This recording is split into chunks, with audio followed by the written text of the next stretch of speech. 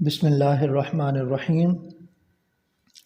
Class 10 بیٹا کل ہم نے مضمون شروع کیا تھا زمزم اور یہاں تک پڑھ لیا تھا۔ آگے دیکھیں، 7ویں مرتبہ خدا سے دعائیں کرتی ہوئی دوڑیں تو انہوں نے ایک آواز سنی۔ انہوں نے فوراً اسے مخاطب کر کے نیکی کے نام پر مدد کی درخواست کی۔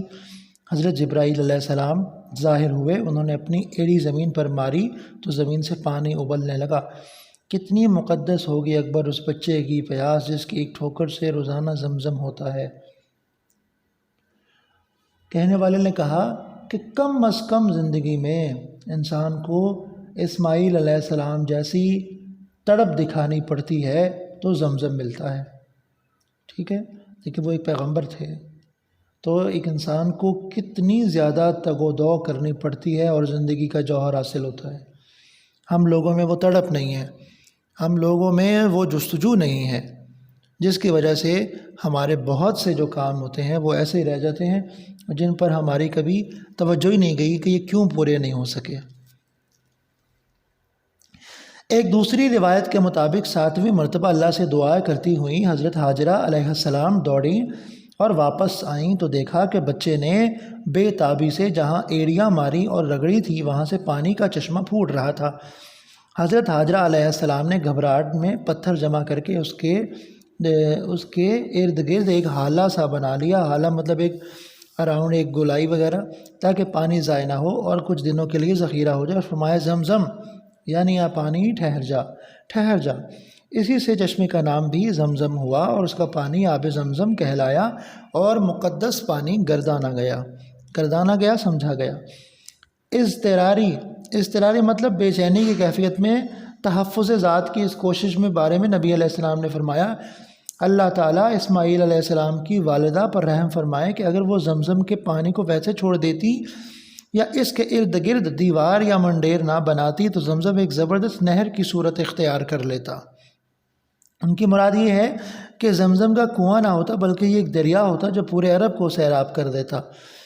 حضرت حاجرہ علیہ السلام نے اسی چشمے کے پاس اپنی رہائش اختیار کر لی تھی۔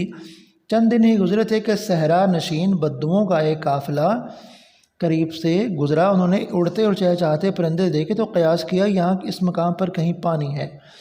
پانی کی تلاش و جستجو انہیں حضرت حاجرہ علیہ السلام کے پاس لے آئی۔ حضرت حاجرہ علیہ السلام کے پاس پہنچ کر انہوں نے پانی پینے کی اجازت طلب کی۔ آپ کی اجازت سے ان لوگوں نے خود بھی پانی پیا، اپنے اونٹوں کو بھی پلایا۔ پانی کی فراوانی بہتات کثرت پانی کی فراوانی دیکھ کر وہ بدو بادیہ نشین گاؤں کے رہنے والے حضرت حاجرہ علیہ السلام کی اجازت سے اپنے خیمے نصب کر کے وہیں مقیم ہو گئے۔ نصب کرنا گاڑنا، مقیم رہنا۔ اس کے بعد یہ ماجرا ہوا کہ لوگ آتے گئے اور وہاں آباد ہوتے گئے اور یوں شہر آباد ہو گیا۔ پہل خیموں کا شہر تھا، پھر لوگوں نے پتھروں اور مٹی سے مکانات کی تعمیر شروع کر دی اور دیکھتے ہی دیکھتے ایک عظیم شہر وجود میں آ گیا۔ یہ وہی شہر تھا جو آج مکہ مکرمہ کے نام سے جانا جاتا ہے۔ ایک بے آب و گیا صحرا میں محض حکم خداوندی کی تعمیل میں دکھ جھیلنے والی حضرت حاجرہ کو خدا نے رہتی دنیا تک عزت اور شہرت عطا کر دی۔ بے آب، بغیر پانی، گیا سبزہ، ٹھیک ہے، وہ جس حصہ پر دوڑتی تھی آج ہر مسلمان حج و عمرہ کے دوران ان کی تقلید کرتا ہوا ان کی تکلیف اور صبر پر عملی داد دیتا ہے۔ یعنی عملی داد دینا، پریکٹیکل جو ہے وہ تعریف کرنا۔ آپ علیہ السلام جب تک مکہ مکرمہ میں رہے آب زمزم بڑے احترام کے ساتھ پیتے رہے۔ یعنی سارا پانی جو ہے دیگر ہم بیٹھ کے پیتے ہیں، لیکن آب زمزم اس کو منفرد بتانے کے لیے کہ ایک پانی جدا ہے، اس کی حرمت ہی علیحدہ اس لیے کھڑے ہو کے ہم پیتے ہیں۔ اور جب ہجرت کر کے مدینہ منورہ تشریف لے گئے تو صلح حدیبیہ کے موقع پر منگوا کر پیا اور واپسی میں ساتھ لے آئے۔ ان کے بعد حضرت عائشہ صدیقہ اور دوسرے صحابہ کرام بھی سفر حج کے بعد واپسی میں ہمراہ لایا کرتے تھے، اور یہ پیاری رسم اسی ذوق و شوق سے آج بھی جاری ہے کہ جب بھی ہمارے دوست یا بڑے لوگ جاتے ہیں خاندان کے تو بڑے بڑے کین لے کے آتے ہیں آب زمزم کے حج کے دنوں میں۔ اور ان کے بعد حاجی کی جمع حجاج اور زائرین کو پانی پلانا ہر دور میں عزت کا باعث سمجھا جاتا رہا ہے۔ قریش نے پانی پلانے کی خدمت کے لیے السقایا ٹھیک ہے، پانی پلانا کا شعبہ قائم کیا تھا، جس کی یادگار لفظ سقا اردو میں پانی پلانے اور پلانے والوں کے لیے موجود ہے۔ قیام مکہ کے دوران حجاج اپنے لیے کفن کا کپڑا خرید کر اس متبرک پانی میں بھگو کر خشک کر کے اپنے وطن واپس لے جاتے ہیں۔ زمزم کو پینے کے لیے ساتھ لے جانے کے دو طریقے ہیں۔ ٹین ساز خالی کنستر کے اندر موم پگھلا کر پھیر دیتے ہیں، پھر اس کنستر میں آب زمزم بھر کر ٹانکا لگا دیا جاتا ہے، اور اس طرح یہ پانی محفوظ کسی بھی ملک تک چلا جاتا تھا۔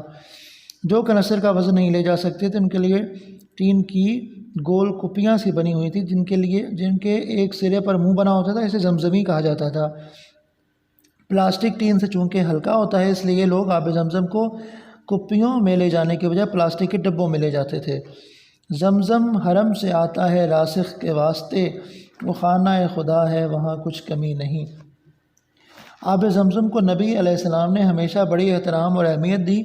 ایک مرتبہ کنویں کے پاس کھڑے ہو کر پانی نکالنے والوں کی حوصلہ افزائی فرمائی۔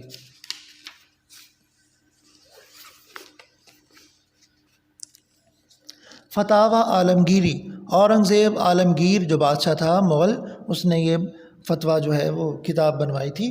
فتاوی عالمگیری اور طبقات ابن سعد تاریخ کی مشہور کتاب کے مطابق انہوں نے متعدد مرتبہ کنویں سے خود ڈول نکال کر اسے کھڑے ہو کر پیا، حالانکہ عام حالت میں وہ کھڑے ہو کر پانی پینے یا کھانے کو نہایت برا جانتے تھے۔ اس بنا پر امام شافعی رضی اللہ تعالیٰ عنہ تو اس حد تک جاتے ہیں کہ جو شخص شارع عام پر کھڑا ہو کر کھائے یا پیے، اس کی شہادت کسی شرعی عدالت میں قبول نہ کی جائے۔ حضرت عبداللہ ابن عباس سے روایت کرتے ہیں کہ نبی کریم نے فرمایا، زمزم کا پانی جس غرض سے بھی پیا جائے اسی کے لیے مفید ہوگا۔ اگر شفا کی غرض سے پیا جائے اللہ اسے تسلی دے گا، اور سیراب ہونے کے لیے پیو گے تو اللہ تمہیں سیراب کرے گا، اور اگر تم اللہ سے کسی سلسلہ میں پناہ لینے کے لیے پیو گے تو اللہ تمہیں پناہ دے گا۔ یہ حضرت جبرائیل کا کنواں ہے اور اللہ تعالیٰ کی طرف سے حضرت اسماعیل کی سیرابی ہے۔ حضرت ابو ذر نے کعبہ شریف اور اس کے پردوں کے درمیان 40 راتیں گزارے اور ان کے پاس کھانے کی کوئی چیز نہ تھی۔ وہ اس دوران زمزم پیتے رہے۔ نبی نے فرمایا یہ ایک مکمل خوراک ہے اور بیماریوں سے شفا بھی۔ آب زمزم کے شفائی کمالات، شفائی مطلب اس کے صحت عطا کرنے کے کمالات ہیں، اور اس کے عجیب و غریب اثرات ساری دنیا کے لیے حیرت کا باعث رہے ہیں، اور لوگ ہمیشہ یہ جاننے کی کوشش کرتے رہے ہیں کہ اس میں کون سے ایسے اجزاء ہیں جو اسے پیاس کے لیے مسکن، بھوک کی تسلی اور بیماری سے شفا دینے والا ہے۔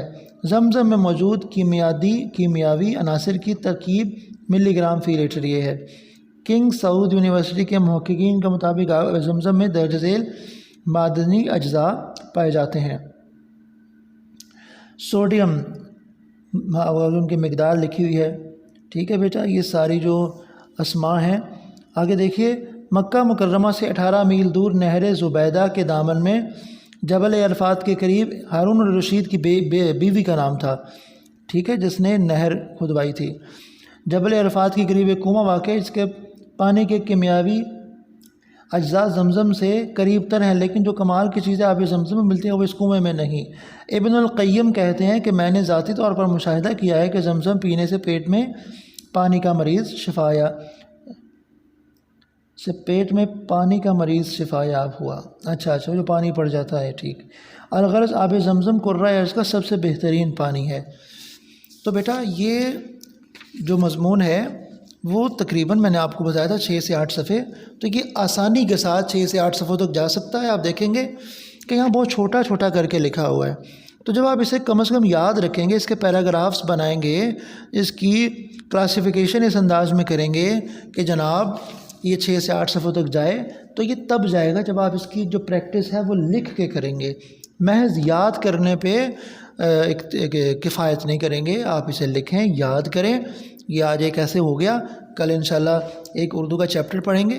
اور بیٹا یہ جو مضمون ہے نا، آپ نے ابھی یاد کر لینا ہے، کل تک نہیں رکھنا۔